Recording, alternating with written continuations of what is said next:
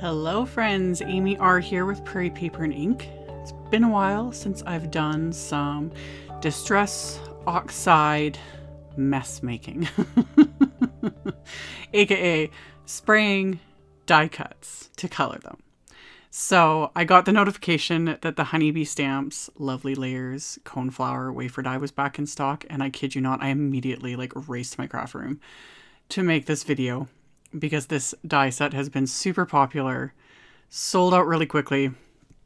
Yeah, I'm hoping I can get this video up in time before it sells out again. They will restock it, but it's been so popular and it's gorgeous and I've wanted to create with it. So I die cut some Canson XL watercolor paper with the wafer dies in the set. And I die cut a bunch because I was like, if I'm going to do this, might as well make a couple cards. Also, it's fun. So I've shown in other videos me doing similar things to this. Also doing, rather than spraying them directly, you could do ink smushing or sticking them to a hardboard with the painter's tape technique that I've shown and using a paintbrush. Whatever floats your boat.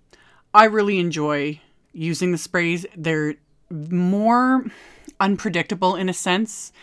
I'm finding I get more comfortable with where the spray is going. That was the thing that really intimidated me in the beginning, was you're spraying, who knows what's going to happen. But I like that. It is very messy. My hands end up covered. I'm okay with that. A good hand washing cleans up most of it. The little bit that, gets under my fingernails and that, it wears off after a while. You can wear gloves though. So it's just whatever floats your boat. But again, you can do this with other methods. I really like this because it's just fun. So I also like it because the colors, I use more than one and they mix. So these first greens were Twisted Citron Distress Oxide Spray and Rustic Wilderness, my go-to green combo. There's something about this really light, bright green and then this really deep, intense green mixed together that just, chef's kiss. So after I'd sprayed them and mucked with them and everything, I put them on a hardboard, I set them aside, let them just air dry. And then I have the flower center die cuts here, and I made a huge mess. Literally ended up getting splatter on the flowers with these browns, but I'm okay with that. In the end, it's not gonna matter. So with those, I used ground espresso and gathered twigs. And same sort of thing. I kind of spray it lightly with water, do the sprays, press them into the spray. Whatever floats your boat. Again, if you don't have the sprays, you could just smush your ink pads onto the craft mat and press the pieces into it. Or people have asked too, they're like, can I just do this and then die cut? Totally. I like die cutting first only because I can get some more interesting little effects. Whatever floats your boat, honestly. Yeah. And with ones like this, you totally could die cut after because it honestly doesn't matter. These flower pieces here where the centers are, you're not going to see them because you're going to layer the actual flower centers on top of them. So you totally could just make some fun, splattery, inky, mushy, do whatever you want sort of backgrounds and then die cut them after. I don't know what it is. I really like die cutting first and then just going from there. So for the first set of flowers, I have all the layers. And I did a combo of Festive Berries, which I'm kind of obsessed with lately. Festive Berries, worn lipstick, and some carved pumpkin. So, same thing. Kind of mushed a few of it here and there, but mostly just let the sprays do their thing. And then pulled them off and set them on the hardboard and set them aside to dry. And yeah, I'm working on my tonic non-stick craft mat here. Splat box is great too. Probably should have been using my splat box because I, as usual, got splatter everywhere. I don't really care. I'll use the splat box for other splatter later. So I was wiping it off in between sets of colors. So this final set of spraying, I'm using mustard seed and abandoned coral. I think that's another reason why and I can see why this die set's so popular. It's fabulous, but also coneflowers are just pretty to begin with. And all the colors you can do with them. And yeah, I've been literally just waiting to use this. I didn't want to use it right in the beginning because it sold out so quickly. But yeah, it's fun. So this combo I really like too. I did a bit more smushing into the spray that was on the craft mat to really get these colors to mix, because I wanted like kind of a yellowy, corally, orangey, pinky sort of thing going on. So once I was happy with them, same thing. Pulled them off, set them aside. And then I decided to make a couple of simple stems. I think Jennifer McGuire, yeah, she had done a video, and this is also why this die set, of course, was sold out. She did a video showing that along with a bunch of other fabulous cards using a lot of the other newer honeybee products. And she had just like hand cut some stems, and I was like, that's as simple as that is, it's brilliant. I was like, I need to do things like this more often. So I just took some of that same watercolor paper and just cut very simple stems from it. And I'm just going to spray it with those same Twisted Citron and Rustic Wilderness Oxide sprays. I could have done this when I did leaves, but it was kind of an afterthought. So sprayed it with those sprays, set those aside, and just let everything dry, which didn't take very long at all.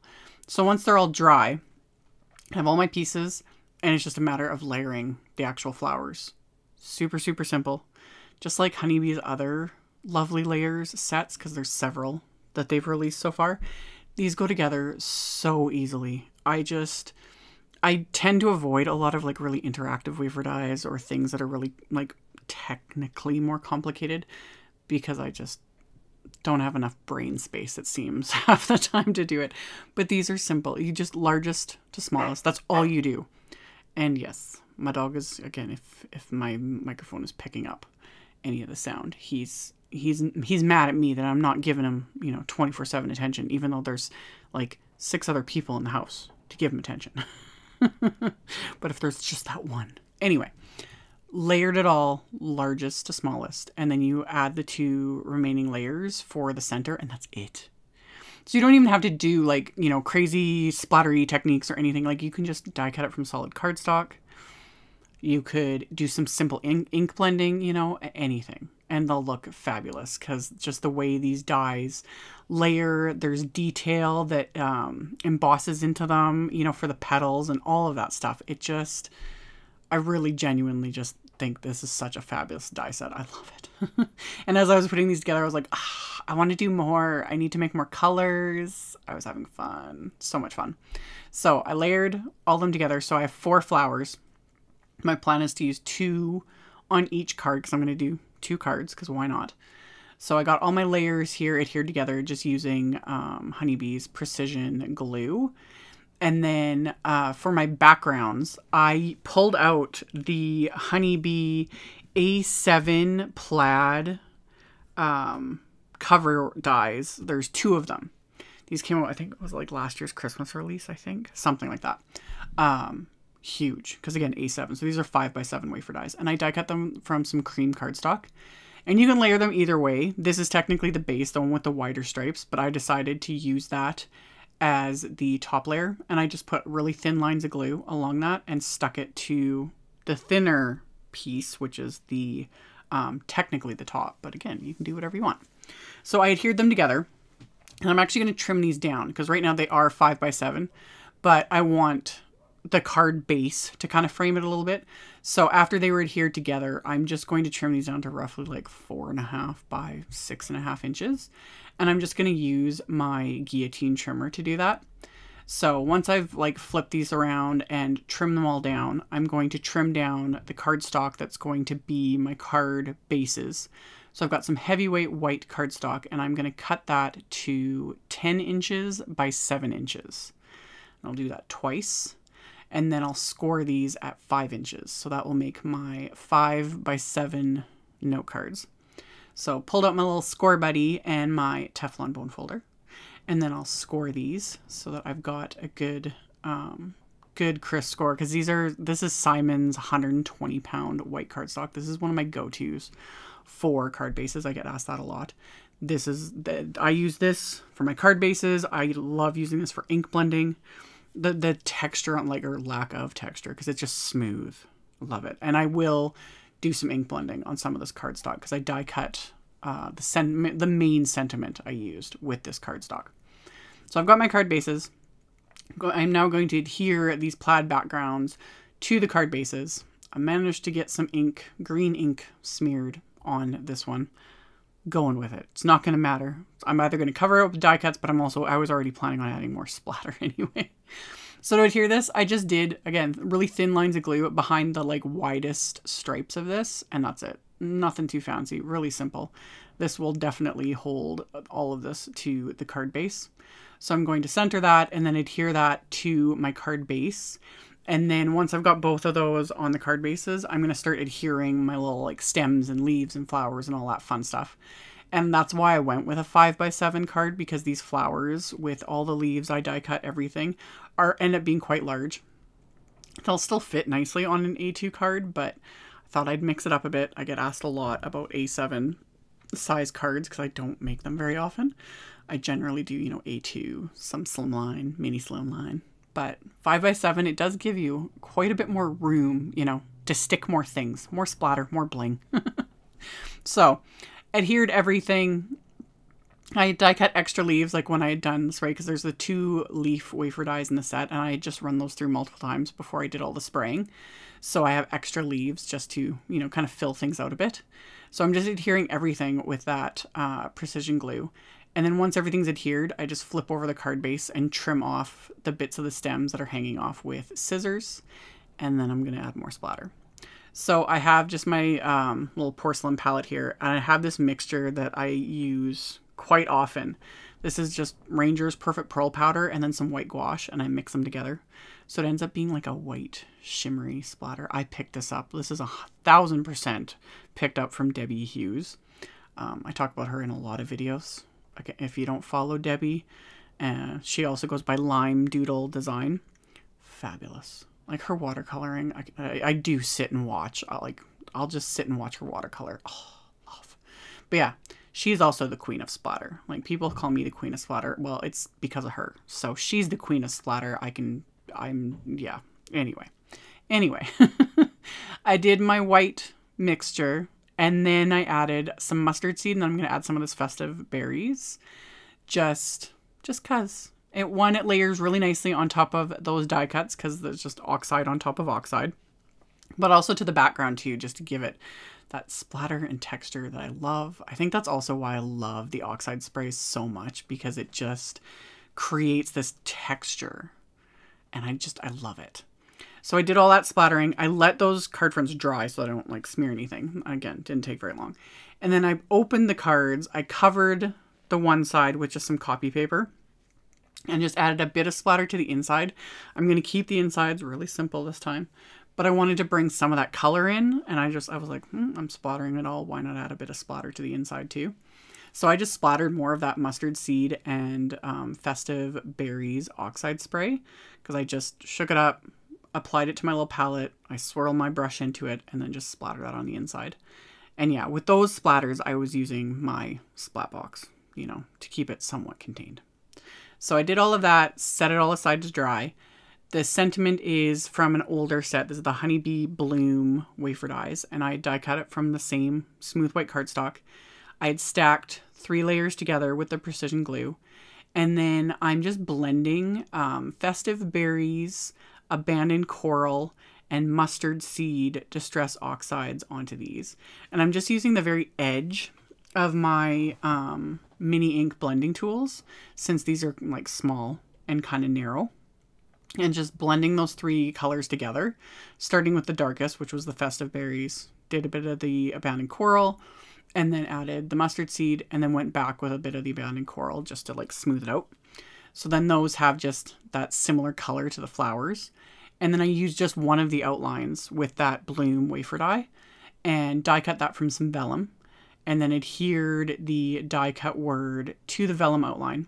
And then off camera, I had heat embossed sentiments from the coordinating Bloom stamp set, and I had heat embossed those onto just black cardstock with some detail white embossing powder, and then trim those down with my paper trimmer. And then I'm going to adhere the Bloom die cuts, again, precision glue, and I'm applying the glue just behind the actual die cut word so that it doesn't ooze out past the word, because you'd see it through the vellum. And then adhere that to the background, and then the sentiments I'm going to adhere with my little Doris foam strips. I was raving about these in my Simon card kit unboxing video. Yeah, I love these little foam strips. Used them in tons of videos. They're so convenient. So I use 2 foam strips for these little sentiment strips here. And yeah, my hair keeps like getting in camera screen because it's always piled on top of my head and sticking out all over the place. But anyway, I use the foam strips, peeled off the backing, and then I'm going to adhere that so that the sentiment says our friendship is always in bloom. So got those adhered. And then on the inside of the cards, I'm using the newer My Favorite Flower set, and I'm just using this one stamp and inking it up with VersaFine Claire Nocturne ink, and then stamping that. As always, you could leave it here, but I had to add some bling. Plus, I have these like random, you know, so many, not random, but so many packs of sequins, and these colors were just, they were just sitting kind of front and center, and I was like, ooh, these are kind of perfect. So I adhered a bunch of them to both of these cards with that precision glue, just kind of stuck them like all over the place because why not? So once I got those adhered, these cards will be complete. So splattery, a little bit of shimmer, not a ton. Hence me adding the sequins, I guess, because I needed the extra bling. But yeah, lots of splatter and then like the oxide reactions with those sprays and just fun. These were really fun to make. This die set is fabulous. Oh, love. So there you can see kind of the embossed detail, like on the leaves and on the petals. Love it. So I will have links to everything I used, the die sets, the sprays, the cardstock, all of it, as always. I will have a link below. It'll go to my blog post as well.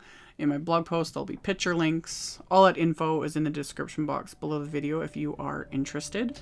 Thank you all so much for watching, for subscribing, thumbs upping, commenting, all of it. I very much appreciate it. And I will see you all very soon in the next video. Bye!